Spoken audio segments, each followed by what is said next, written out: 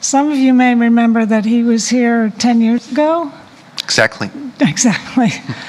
Just after the publication of his book, Freud in Zion, on the history of Israeli psychoanalysis. Eran is a creative and very productive analyst, I might say. He's recently published 2 books, one on Freud's letters and another on the talking cure, which I believe are interviews with... This is a monography. A monography, okay. And tonight he will be speaking about those 2 books, but he's also going to talk about his evolving views around the idea of a psychoanalytic worldview. So I'm going to turn things over to Eran, and we hope we have a productive, and people will feel free to discuss with him and ask questions. Eran? Thank you. Thank you, Nelly. It is always a pleasure to be in the New York Psychoanalytic Institute and Society, to which I have fond memories from the time I worked here on my PhD thesis at the Brill Library and Archives in the late 90s.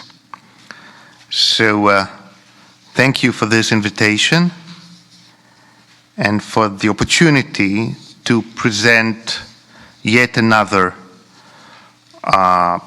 research activity of mine. My talk today will be a little bit more eclectic, perhaps, than the one I held here 10 years ago. Back then, as Nelly remembered, my book, Freud in Zion, Psychoanalysis and the Making of Modern Jewish Identity, was presented. It dealt with the history of psychoanalysis and the migration of psychoanalysis from Central Europe, its reception and development in pre-state Israel, then Jewish Palestine. Since then, I authored and co-edited several other volumes. I will mention 3 of them. I co-edited a volume of essays that examined Freud's correspondence with Einstein that came out in Hebrew in 2018. Then followed an annotated edition with 150 of Freud's letters to family, friends, colleagues, and occasional pen pals. It was actually on the Israeli bestsellers list for nonfiction for 9 months. So surprisingly, Freud's letter found their audience even in 2019, and it was considered by some of its critics to be an epistolary Freud biography of sorts. And I really hope that it will soon be available in English too, but it's, as you know, it's hard nowadays to find publishers for these heavy volumes, and publishers seldom take the risk of sponsoring these. Most recently, I published Talking Cure, Understanding Psychoanalysis, a monography on psychoanalytic theory and practice. This last book sprang out of a series of digital lectures to therapists I held during the COVID lockdowns in Israel. It was published in Hebrew in 2022, and later on, a couple of months ago, in German. Here too, I hope that soon an English edition will be available. Those who can read either Hebrew or German could acquire the books here at the library on loan. I just donated, presented a copy of each book to the library. I've been studying and teaching psychoanalysis for nearly 3 decades. However, I admit that I owe it to COVID, to the pandemic, and to the ensuing caesura that I began to pay closer attention to the way in which my listening and talking to patients is influenced by and is influencing how I teach and talk with colleagues and students about psychoanalysis.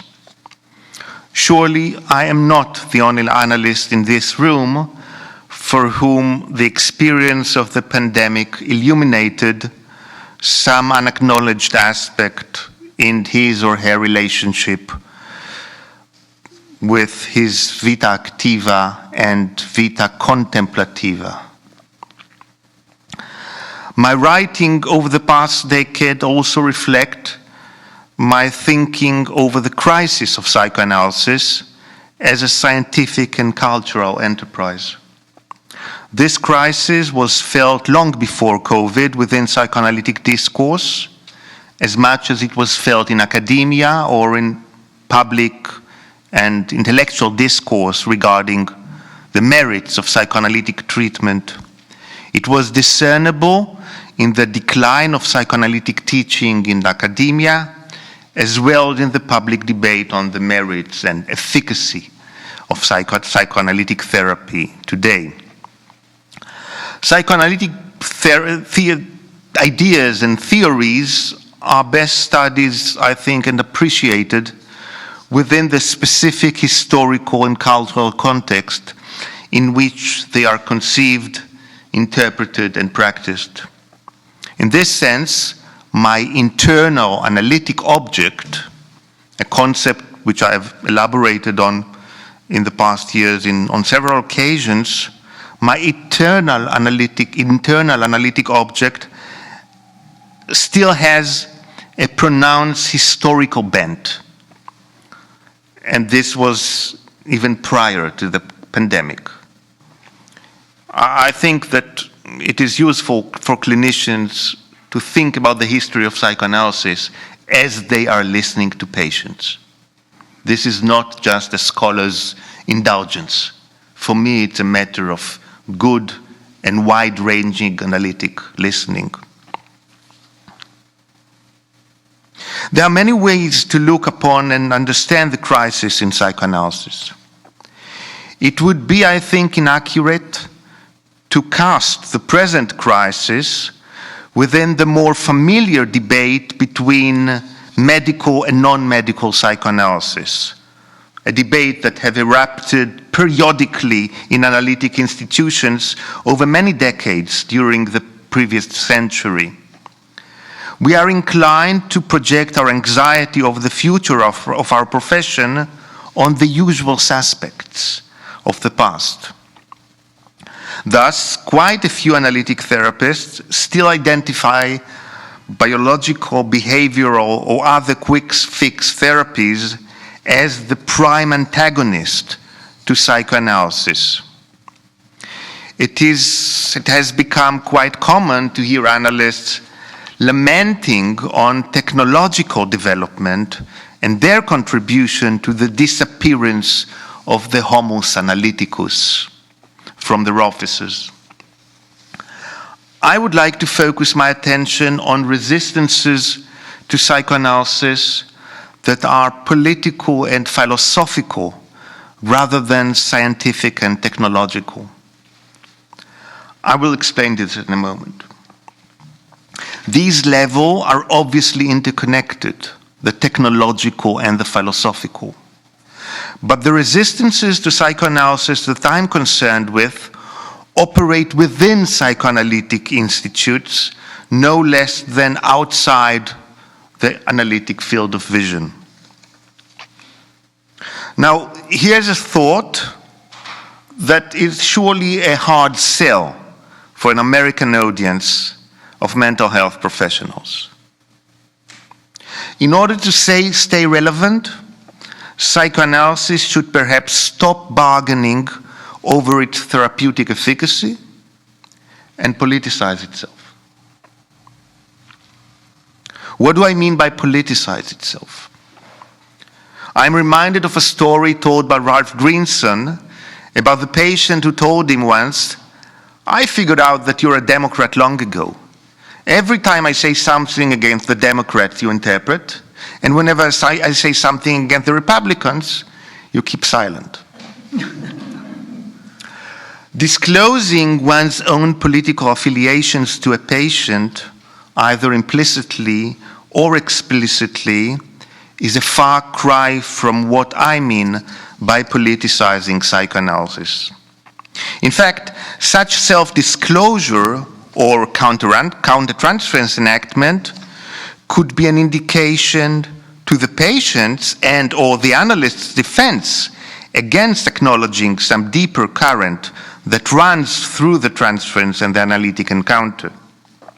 In my experience, some of the most staggering unconscious fantasies can hide beneath the gratifying overt political like-mindedness shared by the analyst and his patient.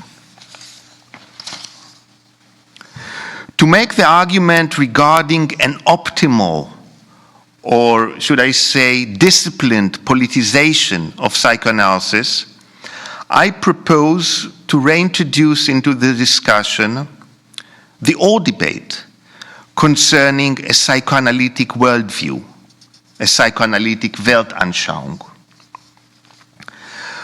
When selecting the letters I translated for my volume of letters, and I don't know if you know, Freud approximately left us with 30,000 letters, thus making him one of the most prolific letter writers in recorded history. I looked for letters that expand the point of view not only of the persona of the founder of psychoanalysis, but could potentially nourish the reader's own meditation and self-understanding, either as a patient or as a therapist. One such letter is Freud's letter to the psychoanalyst Lou Andrea Salome, written in 1929, shortly before she died.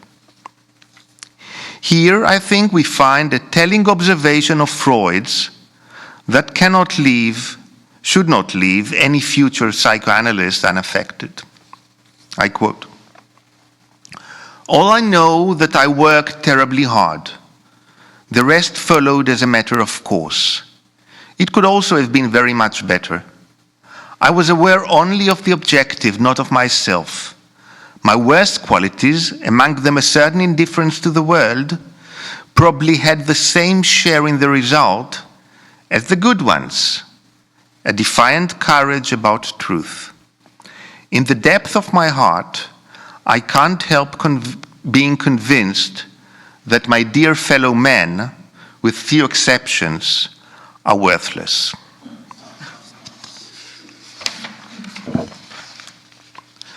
Freud's defiant courage and love of truth are, generally speaking, duly recognized in the historiography of psychoanalysis.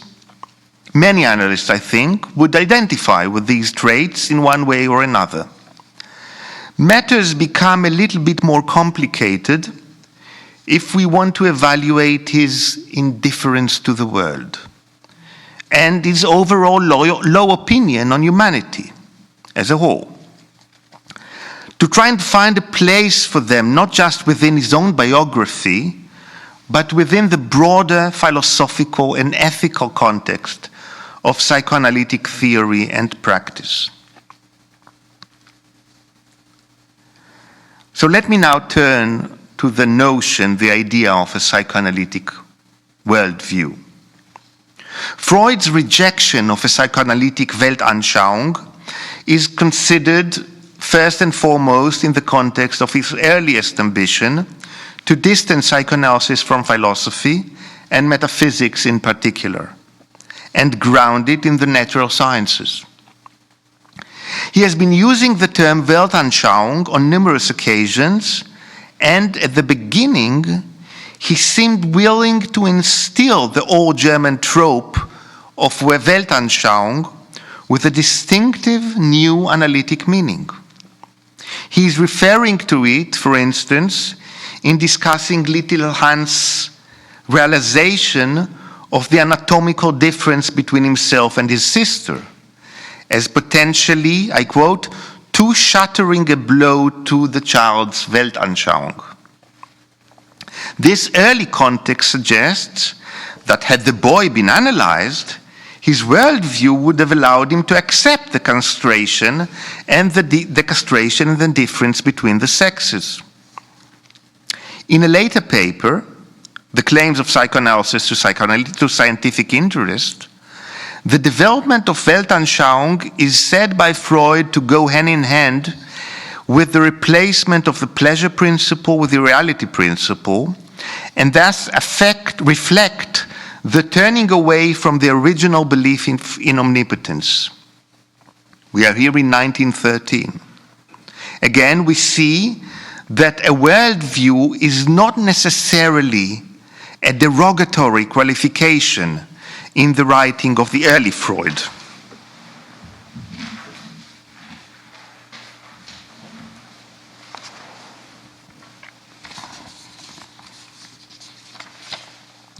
A mocking description, however, of Alfred Adler's emphasis on aggression leads Freud in his paper on the history of psychoanalytic movement to tell his audience that people will buy any Weltanschauung, however grim, if only it allows them to evade the burden of sexuality.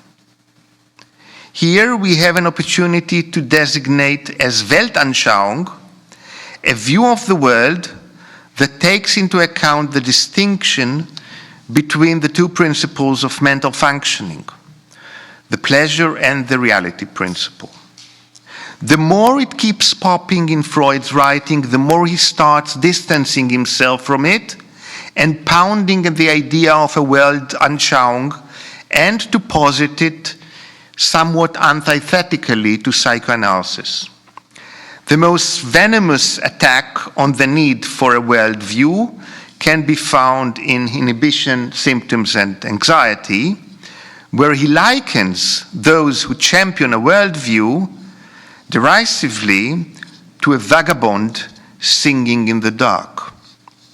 A few years later, in the introductory lecture, he writes, "In my opinion, a Weltanschauung is an intellectual construction which solves all the problem of our existence uniformly on the basis of one overriding hypothesis, which accordingly leaves no question unanswered, and in which everything that interests us finds its fixed place. As a specialist science, a branch of psychology, a depth psychology or psychology of the unconscious, psychoanalysis is quite unfit to construct a Weltanschauung of its own. It must accept the scientific one. But the Weltanschauung of science already departs noticeably from our definition. It asserts that there are no sources of knowledge of the universe other than the intellectual working over of carefully scrutinized observation. In other words, what we call research. And alongside of it, no knowledge derived from revelation, intuition, or divination." End of quote. For the aging Freud, then, a Weltanschauung became a kind of defensive narrow-mindedness aimed at protecting us from our ignorance. Worse still, it is the hallmark of pretentious subjectivism and religious fundamentalism. But Freud, as can be seen in this last paragraph I just read, is not satisfied with the strictly scientific perspective on the world of human phenomena. He admits that science too is prejudiced by being all too intellectual and rational in its propositions and methodology. Science is not equipped with the methodology to fathom human experience and the life of the mind. Science, as Lacan would later aphoristically put it, science is not scientific enough for us analysts. This was also a point of disagreement between Freud and Einstein in their exchange of letters and conversation about how to prevent war in 1932. The idea of the limitations of science, the limitations of rational thinking about the nature of human beings. Freud grew ever more suspicious of those associating psychoanalysis with politics and ideology. This concern was actually supported by the ideological interpretation given, mainly in socialist circles, to his theory of infantile sexuality and the Oedipus complex. Consequently, he openly opposed publication in analytic journals of Wilhelm Reich's, for instance. Reich's work in which he tied capitalism with an increased death drive. In the 1930s, he supported Reich's expulsion from the International Psychoanalytic Association on the background of Reich's attack, peppered with psychoanalytic insights, on German fascism. These were the immediate social and political circumstances in which the discussion on a psychoanalytic worldview took place in the first half of the 20th century.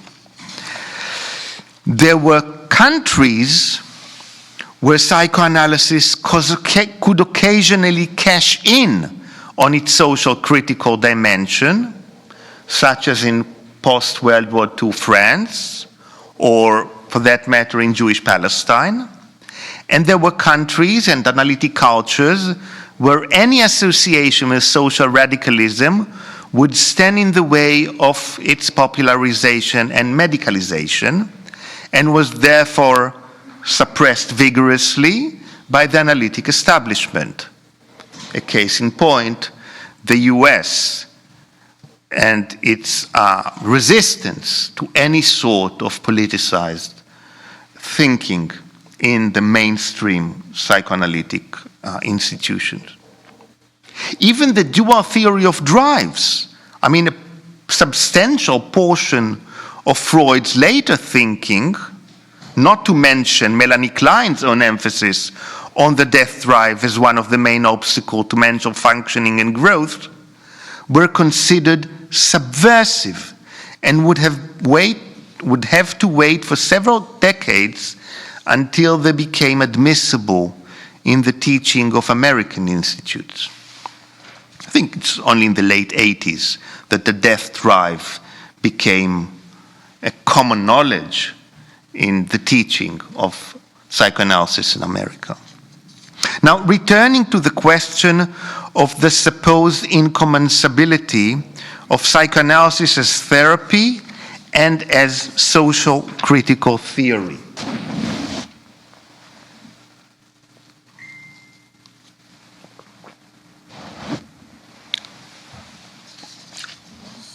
I would argue that even if we maintain a position that is still seeking a dialogue between psychoanalysis and academic psychiatry and psychology, we nonetheless have to take into account that behavioral sciences not only seem to have lost interest in the distinction between knowledge and truth, they also seem intent on reducing the life of the mind to its neuronal, physiochemical representations. Nowadays, the discussion of psyche is conducted, by and large, through very essentialist, cognitive, or voluntarist biological concepts. Psychiatrists and neuroscience eagerly promote the image of a human as a naturalist being that is, at one and the same time, digital, cybernetic, and therefore also potentially measurable, predictable, and infinitely improvable. Current voluntarist and spiritual psychology even seem to have found a common denominator by equating the mind with cognition and by seeing humans as a better version of a living machine superior in intelligence and efficiency, which is still under development. Accordingly, the behavioral individual is mindful under limited liability. The imagined patient of these neurosciences may have all sorts of emotional complaints and symptoms that are indeed reminiscent of the classical talking cure patient, yet the patient refrains from exhibiting curiosity or indeed being in touch with any part of her inner world that might disturb her peace of mind. In fact, as soon as such patient steps into the therapist's office, he or she is encouraged to see these dark and conflicted aspects of herself merely as impediment to her happiness and success. Often, these patients proudly present the narcissistic and psychopathic aspects of their personality as a shield, protecting them from any emotional contact with weakness, dependence, ignorance, guilt, shame, or regret. I doubt whether a voluntarist, objectivist, or libertarian perception of self and of humanity that completely denies guilt and remorse as a fact of life and as an essential component of humanity are even sustainable from a cultural, evolutionary, or even environmental and ecological perspective. In a guiltless world, there is no love, but idealization of technology, authoritative admiration of the rich and powerful, and self-love. In a guiltless world, one cannot learn from experience. It would therefore be better if the concept of guilt took part in the political debate over the sustainability of civilization and repair of the ecological system. The more we realize the harm of capitalism and industrialization, the more it is difficult for us to acknowledge our responsibility for these damages, mourn them, and gather our forces to repair what can still be salvaged. Either way, many of the titans of culture, capitalism, and politics of our day represent for their admirers the possibility of a guiltless, shameless world, not only in the intrapsychic, interpersonal context, but also when it comes to the relations between man, nature, and environment. In the era of the brain, good living and mental pain, or for that matter, any form of psychic lack or want, are perceived as mutually exclusive. The self prefers to reside inside a fraction of itself, content with excitement and sentimentality, rather with emotions.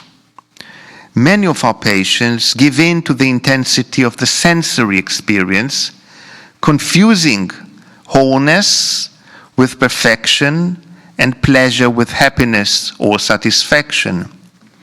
New forms of depression, emptiness, anxiety, and attention disorder, and an unprecedented increase in consumption of psychotropic drugs and psychoactive substances are among the current manifestations of the difficulty to bear sorrow, discomfort, and lack of pleasure.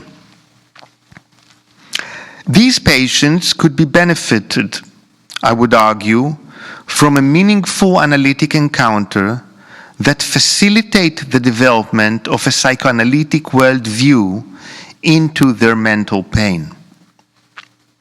In the early 20th century, psychoanalysis served an important role in blurring the binary distinction between what is normal and what is pathological, mental state, and in expanding the boundaries of what was considered mentally normal. In our age, in our times, the psychotherapist has a role in nurturing the full complexity of the concept of mental normalcy and expanding it to the realm of the political. Through psychoanalysis, we can identify perverse structures in media, science, and politics. Set apart scientific theories and human perceptions that open up new avenues of thoughts from those that use the truth in order to lie, and maintain part-object relations with reality. Only with that part of the subject reality which is liable to be measured and quantified. Psychoanalytic thought can help identify technologies and forms of information and communication that are pluralistic and expand our scope and distinguish them from forms of communications that aim not only to recombine the wheat from the chaff, but to completely undo a distinction between addictive, evacuative chapter to deep creative thought, between healthy skepticism to infantile subjectivism or relativism. The world we inhabit contains new and sophisticated technologies that aim to deceive, oppress, and enslave under the guise of pluralism, autonomy, and freedom of choice. These technologies affect our object relations, as well as perversions and addictions, just as much as they affect our relations with knowledge and authority. Today, I would not ascribe dogmatism, paternalism, or narrow-mindedness to a worldview that makes use of the psychoanalytic discovery that as humans we are torn, indeed, between life and death drives, between logos and eros, or between striving towards having and the longing towards nothingness. This conflict explains human ambivalence toward knowledge, toward truth, towards wealth, as well as in the political sphere, towards justice. This ambivalence is reflected in the sphere of love and sexuality, as well as in the political sphere, social institution, and the sphere of object relations, technologies that we are developing and consuming. The technological and scientific worldview alone, with its characteristic emphasis on methodology, data processing, and evidence-based conclusions, would never free humanity from racism or misogyny. In fact, in its current hyper-technological version, modernity does not realize universalism or any of the values of the Enlightenment. It is characterized by polarized ideological positions, widening class gaps, overblown and idealized fragments of identities and identifications, and more generally, narcissism of small differences. So it is, I believe, indeed, the business of psychoanalysis to unearth the unconscious archaic fantasies, unconscious object representation, object relations that are promoted by social media. It is a matter for psychoanalysis to call political evil and political perversion by their accurate names and point out their phantasmic content. And there is also the question of truth and psychoanalysis' unique contribution to it.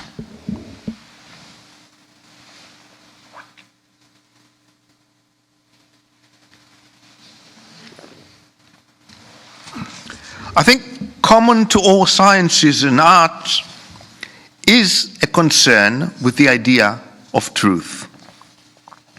Psychoanalysis, however, has developed a complex theory and method that investigate manifest and latent manifestations of human beings' need for truth as a force that motivates individuals and groups alike.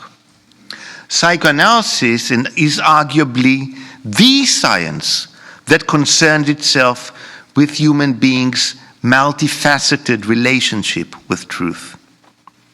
To be sure, philosophy too concerns itself with truth and has been doing so relentlessly long before psychoanalysis came to be.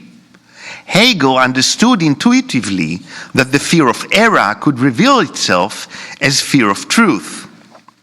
However, until Freud, philosophy did not come up with a theory that would account for the emotional obstacles, the ambivalence, the love-hate relationship, the intricate balance of pleasure, pain, anxiety, and guilt, which come into play as soon as an individual, also a group, as a science, or a culture, is approaching the question of truth not philosophically or pragmatically, but psychologically.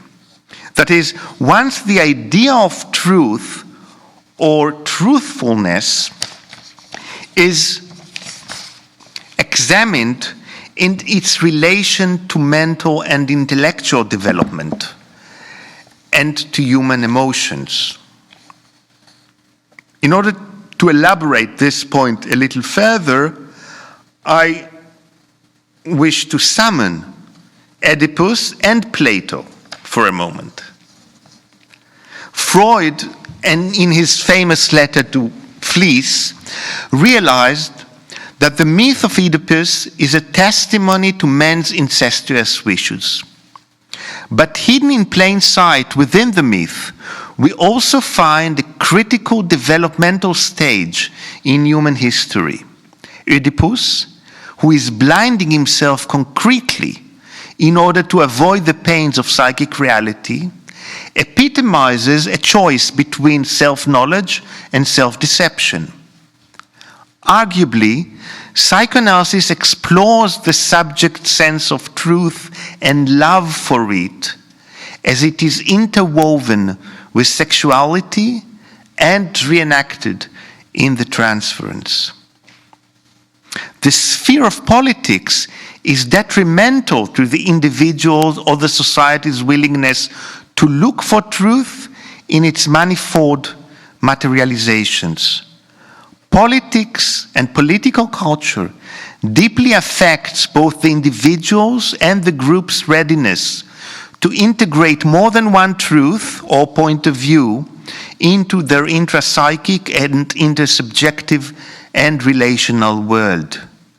We need politics to live by the truth, and it is politics that enables the cohabitation of more than one truth in a society without resorting to mass psychosis.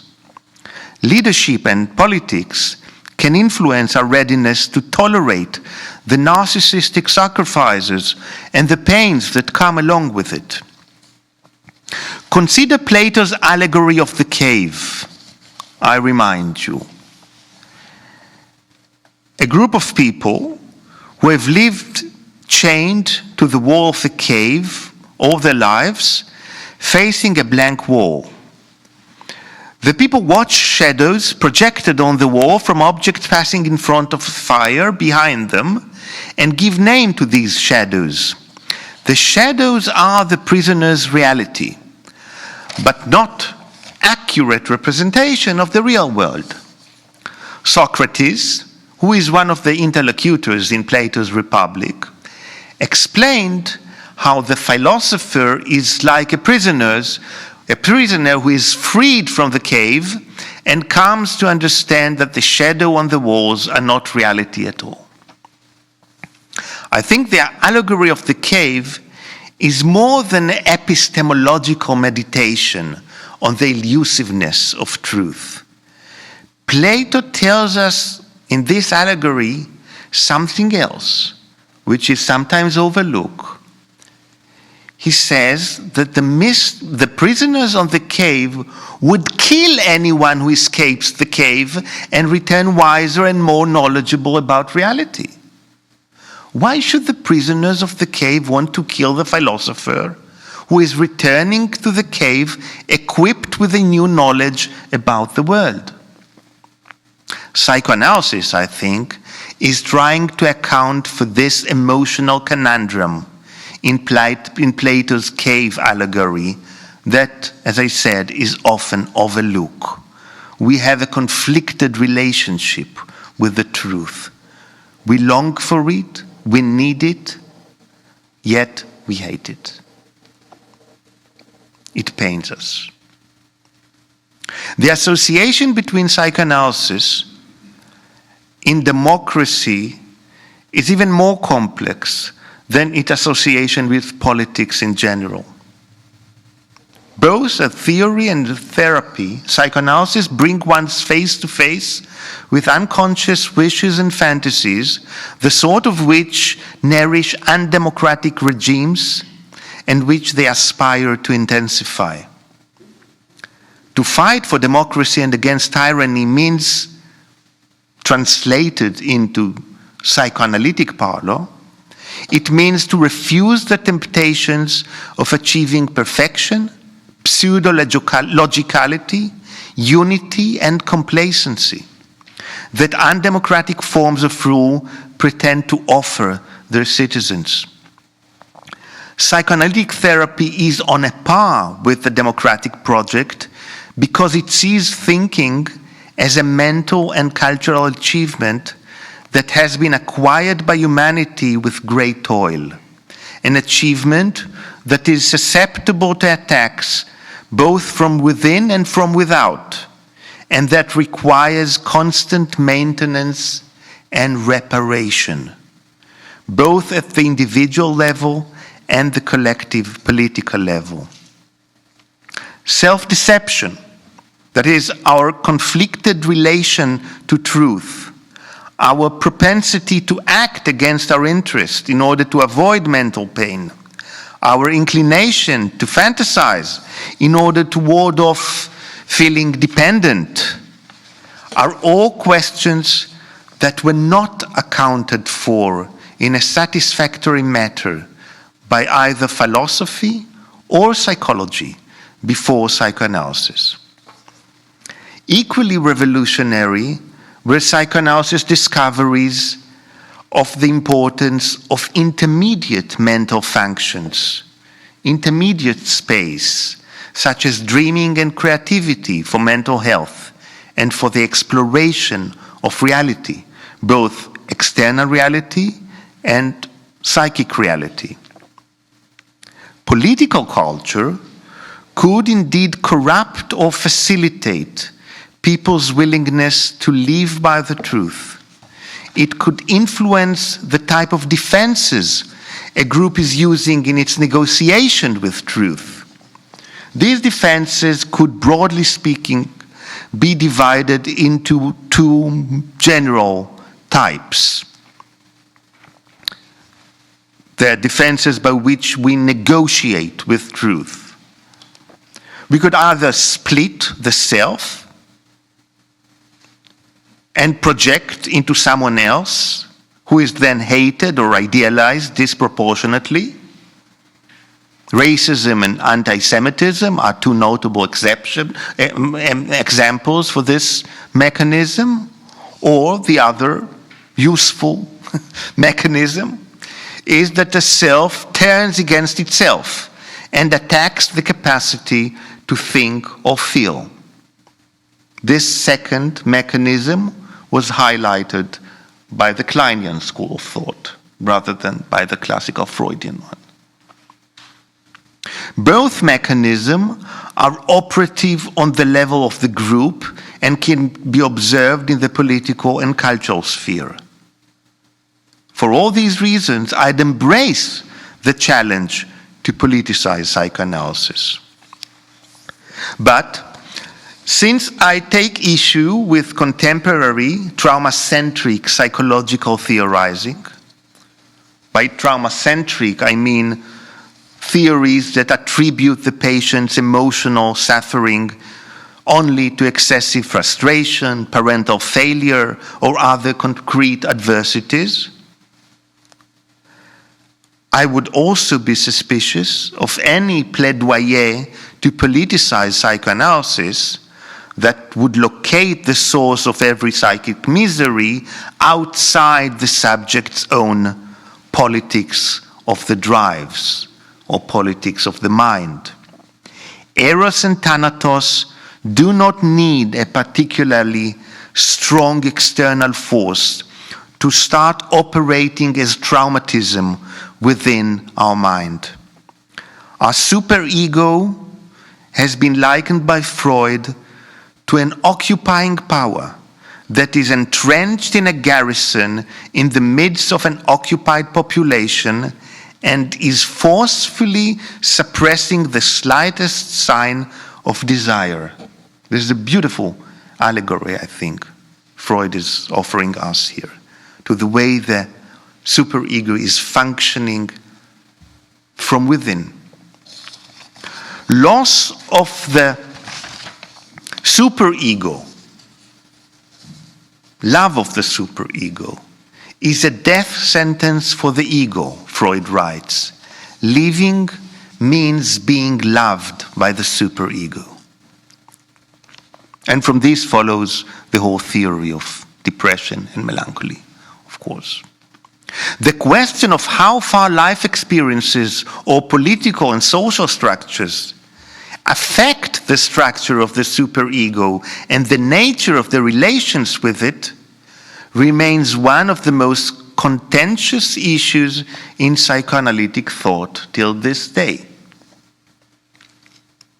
Both Freud and Klein acknowledged that no direct relationship exists between the rigidity of the superego and actual traumatic experience with strict authority figures or oppressive institutions. Disproportionate hostility is probably phylogenetically etched in the archaic superego to various degree in some people, and if not alleviated through compassionate identifications or analysis, it would preside over the superego's attitude towards the ego throughout our life. In her paper, Silence is the Real Crime, the British analyst Hannah Siegel called upon the analytic community to raise its voice. It's a 1987 paper. But that was published in The Guardian, actually, and was written at the height of the anti-nuclear weapon campaign in Europe. She called upon the analytic community to raise its voice against the nuclear arms race. I quote, "As analysts, we are cognizant with the psychic mechanisms of denial, projection, magic thinking, etc. We should be able to contribute something to the overcoming of apathy and self-deception in ourselves and others." End of quote. Israeli mental health professionals are doing precisely that in the past 10 months. They are raising their voice publicly, warning against the psychological, catastrophic effects of the judicial overhaul propagated by the current Israeli ultra-right-wing government. However, that same atmosphere of apathy that Siegel was talking about 30 years ago is, I think, once again palpable in many societies today. This apathy, I sometimes think of it as social media anesthesia, is a testimony to the vicious cycle of helplessness and omnipotence, to the vicious circles between the death instincts and the defenses against them that preclude integration and action.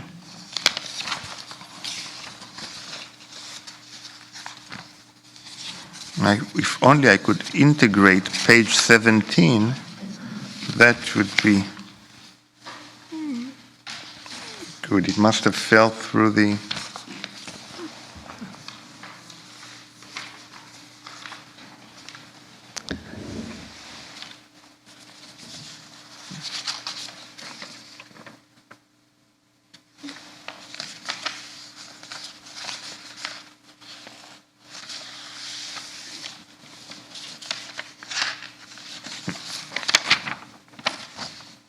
A psychoanalytic worldview, I would conclude, should encourage us to identify the danger and to sensitize the danger of apathy, the dangers of political perversion, and to sensitize our patients to the interface between their mind, their psychic reality, and the world they inhabit.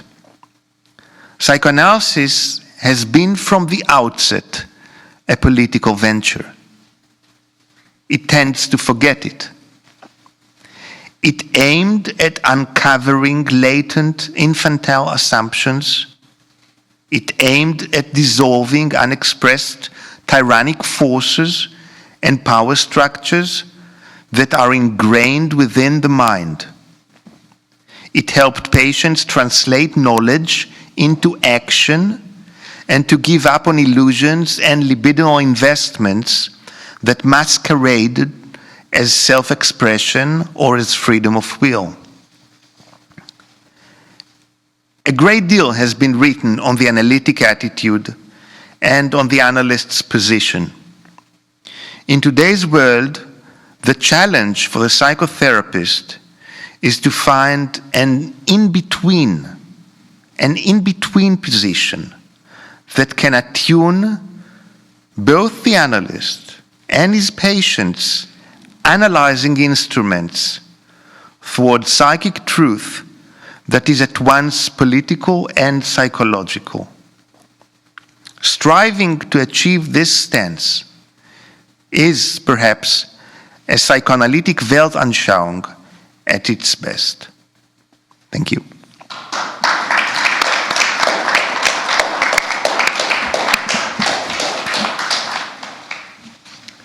Thank you, Eran. That was very stimulating and a bit overwhelming. Are there questions or comments from the audience? Reflections?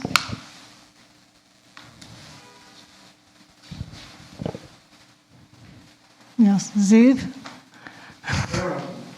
I think this is your next book. This lecture. It's so wide-ranging. It will require a whole year to study all the ideas that you presented. I was very happy that you mentioned the word love, but not enough. But I'd like to make another point, that any science, no matter how technological, if it doesn't contain ethics, is not a science. And this to me is the overriding idea. And also the fact that the Greeks gave us philosophy and art, but the Hebrews gave us ethics. And I think ethics is the overarching idea that illuminates your work. Thank you for this comment. I couldn't agree more. Actually, part of what I presented today is a chapter in my book, which you could read. You don't have to wait. Had I known you are coming, I would have brought you a copy. You can get yourself one. You can even read it in German, I think. I left a German copy of the book here at the library, of my Redekur. I can read German too. Yeah, but you can choose either Hebrew or German. They're both in the library now. For the English version, yeah. This is part of the final chapter of my last book, Talking Cure, which is called The Psychoanalytic Worldview. The rest of the book is a more technical, theoretical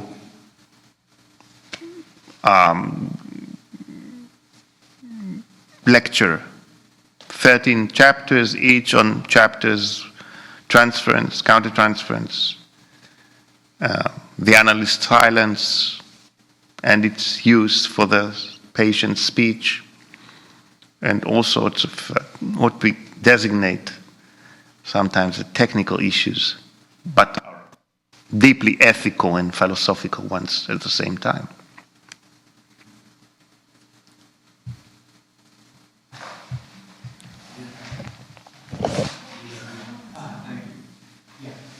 Thank you. This is a very intricate paper, and it will take reading, and I have neither German nor Hebrew, so I have to wait. So I made 3 notes of points that are of interest to me, at least. The notion of a worldview seemed anti-Freudian. And in fact, I gave a paper at Mount Sinai maybe 15 or 18 years ago that psychoanalysis is a worldview, and my closest colleague, Dr. Greenstadt, objected to that. That was, yeah. Then on disclosing one's politics, I was very relieved that nobody in my practice voted for Donald Trump. They also assumed correctly that I did not. And so in my practice, in the era of the politics we're in now in this country, we can discuss that more freely than I might have been able to do in my own practice 20 years ago. My third point, you said that in the 80s, the death drive was barely focused on here. Well, it was at the New York Freudian Society in the early 70s and late 60s. Yeah? So, Represented by whom? My memory fails me, but I know that in my analytic training, it was discussed as a controversial issue. But we studied it with different authors commenting. Yeah, I think it was Otto Kernberg who gradually made it more palatable to American psychoanalysis in his many books and his work on borderline patients. Yeah. But thank you. I think I'd be interested to hear more about your own take on psychoanalytic worldview and the opposition to it. I mean, I've faced opposition to this notion all over, but I insist, or at least I remain, faithful to the idea that notwithstanding Freud's reservation, Freud did not understand deeply the potential of a psychoanalytic worldview. Psychoanalytic worldview is not, I would not equate it with ideology or with a particular political affiliation. It's a whole bunch of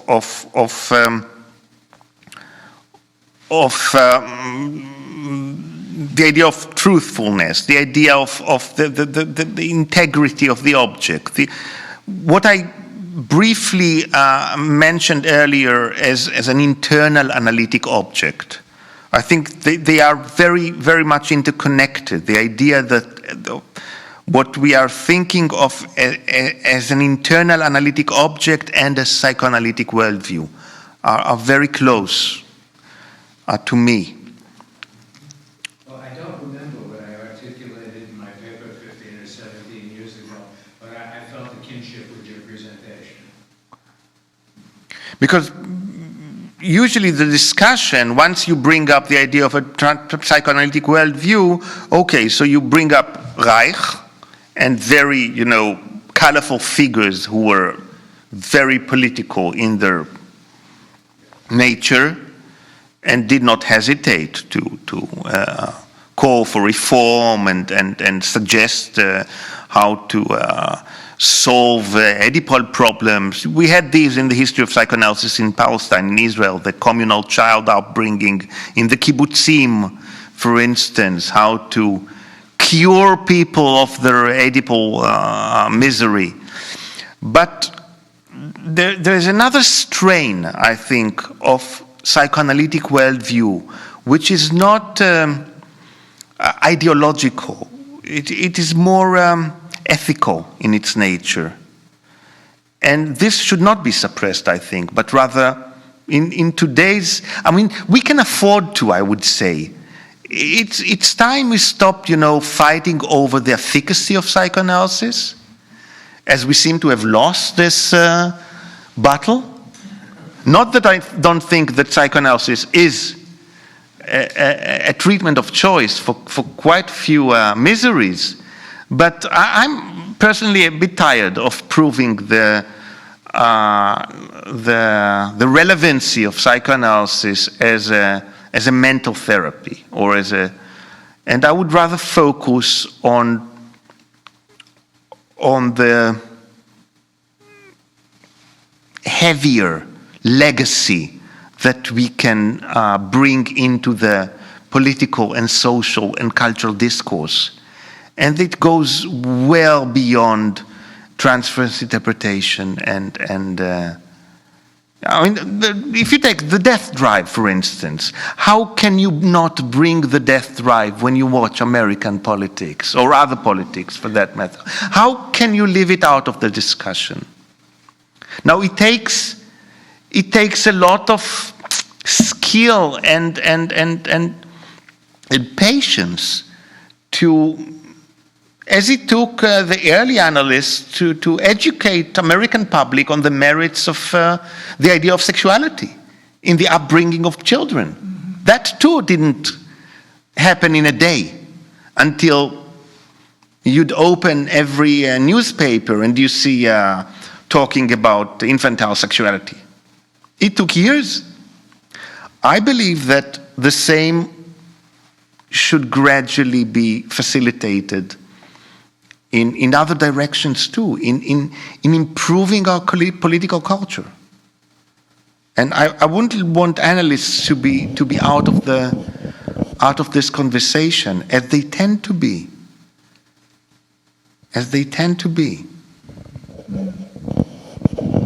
Could you give us an example of something you might say to a patient that would help you? One of the last things you said, I didn't follow all of it, but we must try to sensitize our patients to the political situation, right? So could you give us an example of something you might say to a patient, perhaps differently than you would have 20 years ago? Or in what way do we concretely help sensitize our patients? For instance, I'll be quite, let me give you I'm discussing it and elaborate on it in the book, but for instance, for over 5 years, or maybe perhaps even longer, I ask patients to leave their mobile phone outside of my office. They leave it in the waiting room. Because I came to the conclusion that even a mobile phone that is turned off is a presence, is a prothesis that distracts, especially young people's attention. So this is almost a political act. If you're in contact with younger people, it's almost impossible to take the machine out of their hands. They do it with much suspicion and great toil.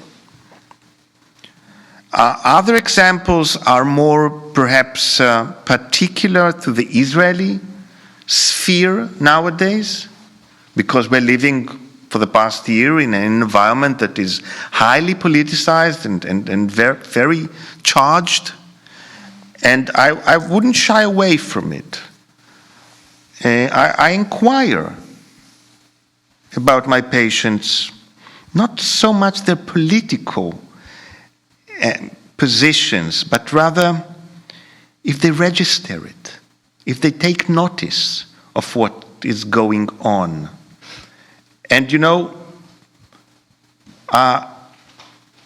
it almost became diagnostic for me. Only the very regressed and psychotic patients do not say a word about politics nowadays. And people who are avoiding it and are not psychotic are all of a sudden appear in their full strangeness and obliviousness. Being able to show one's aloofness towards such an event, social event, is for me a sign of mental, of aggressive mental attack against the mind. But I'm not propagating here, checking what your patient's political opinions are. So years ago, I had a patient in analysis who was a right-wing supporter, and he would never miss an opportunity to say, "My beloved Bibi." Now, he did that to spite. He chose this love object as he figured out that he would provoke me, irritate me.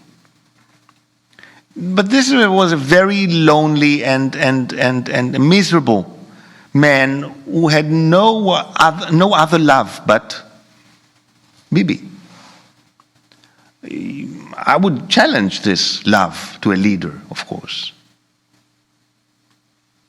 with whom he has no connection whatsoever other than fantasizing about him.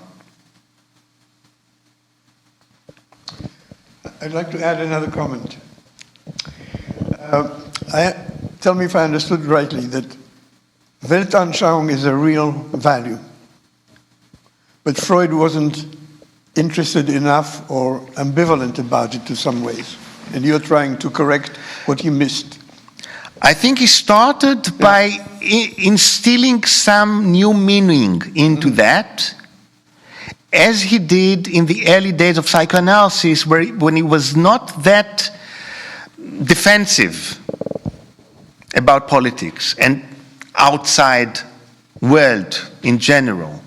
But as he grew ever more interested in the drives, in the interiority, he also became suspicious of everyone, such as Siegfried Bernfeld, not only all these laminaries, psychoanalytic laminaries, who had more than one identity. For instance, he was very upset with Max Eitingon once Max Eitingon decided to move to Palestine, because the mere idea that someone has a Zionist identity, or an identity other than a psychoanalytic identity, offended him. So his resentment towards Weltanschauung had to do with his fear that psychoanalysis will be gradually diluted by other movements, by other affiliations, that it will be swallowed up by some sort of sexual reform or women's liberation reform. It was not something concrete in his time, but you see that he keeps a distance from anything that has the color of a political movement. Perhaps it has also to do maybe with with another issue. He was called by someone philosophe malgré lui. In spite of himself, he was a philosopher. Yeah. But he hated philosophers for one reason, that they denied the unconscious. Not so much that they denied it, that they turned a blind eye to it. Yeah. He actually thought that philosophy betrayed its mission by not, because Schopenhauer could and others could, they were not just next to it, but almost consciously refrained from introducing the unconscious into their thinking. So it is not a hatred of philosophy as such, but rather, as he was upset with other, sciences, with the medical profession, with the psychiatry of his time, with Charcot. He held grudges for those who could do better. But the point is that he could not avoid also philosophizing. There is no, you cannot think psychoanalytically without philosophy. Right. You cannot replace it. Of course, he had his suspicion on a personal level when he met philosophers. He rather avoided their presence because he thought, and I'm bringing one very unknown letter to, there was at the time quite famous philosopher in the vicinity of Freud, Klatschkin. He founded the Encyclopedia Judaica, Klatschkin. He is no longer read, but he wrote some good stuff. He was actually a pioneer of philosophical environmental thinking. Amazing what he wrote in the early 20s about the abuse of the earth. Amazing. He had a far-sighted vision, really. And he wanted to meet Freud on one occasion. He had a niece who was close to the Freuds. And he did the mistake of sending his book to Freud. Instead of giving him the book once he was admitted, he sent him the book in advance so that Freud could read it and prepare for the meeting. Yeah. And Freud looked it up and then wrote to him, I don't think there's a point in our meeting. Our meeting would be as if a polar bear and a whale met. Why does Freud consider such a meeting between a philosopher and a psychoanalyst a meeting between a polar bear and a whale? He's using this once more, this funny allusion in the last chapter of the history of the infantile neurosis, of the Wolfman's case. He thinks, and he writes that unless you are familiar with those phenomena, dream analysis, hypnosis, that convince you of the existence of the unconscious, you cannot be a partner for this, for a real debate or conversation about psychoanalysis. You have to have experienced either in analysis or in your interest in dreams. Freud, mind you, and you see that when you examine his letter, he was not a snob. He could write a 3-page long answer to some obscure nudnik. If this nudnik found a way to arouse his interest. There is a dentist from a kibbutz in Palestine who writes a long treatise to Freud about his idea that the local Arabs are endowed with telepathic powers. And Freud is keen to hear about it. And they correspond, they actually exchange 4 letters. And you would have the greatest of people writing to Freud and they receive a three-sentence, response. Very, very harsh, very unfriendly. You have no idea. You are a whale and I'm a polar bear. So he had a feel for who is open to the idea of psychoanalysis, philosophers by and large were considered by Freud as the worst of candidates because they intellectualized. They go out of their way to avoid the unconscious.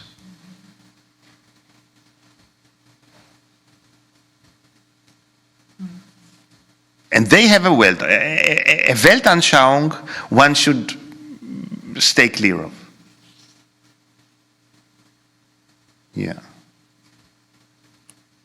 And there are several occasions on which you can see that he sends Fenichel a book and he asks him to read it because it's too philosophical for him. You read it, it's not for me.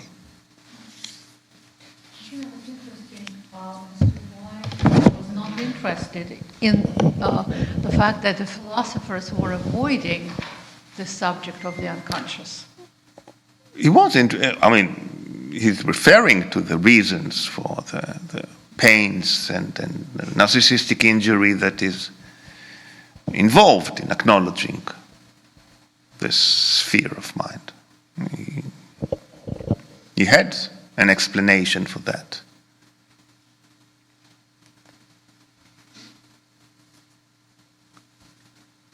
But I think I would like gradually to rehabilitate this concept, this idea, even at the cost of,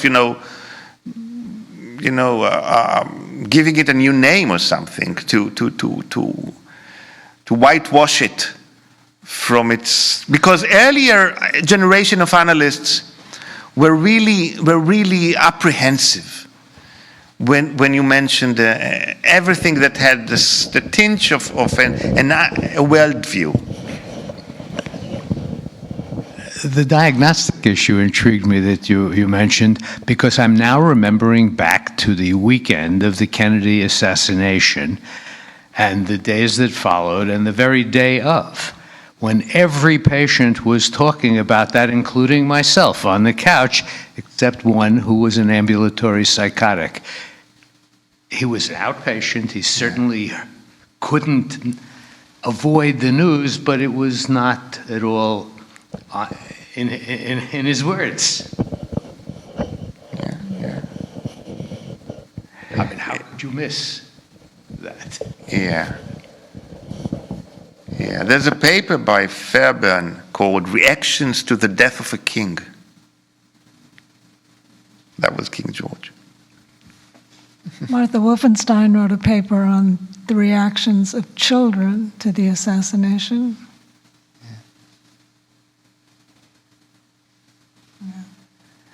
Only recently I was in a conference, and a therapist, she was not an analyst, but she was she stood on firm analytic ground, I think, and she brought a case of a long psychotherapy with a patient who would drive from the deep south with the red hat on his head. He was a typical, as you described him, a Trump voter, the kind of which you don't see much, she said, on the couch. A real hilly-billy. And she gave a report of this treatment.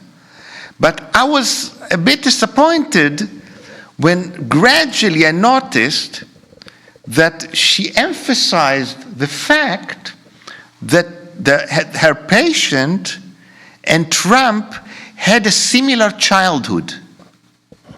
And I thought, this man who hardly makes ends meet, and Donald Trump, who grew up here in the most affluent, how could you fall into this trap that they have the same childhood?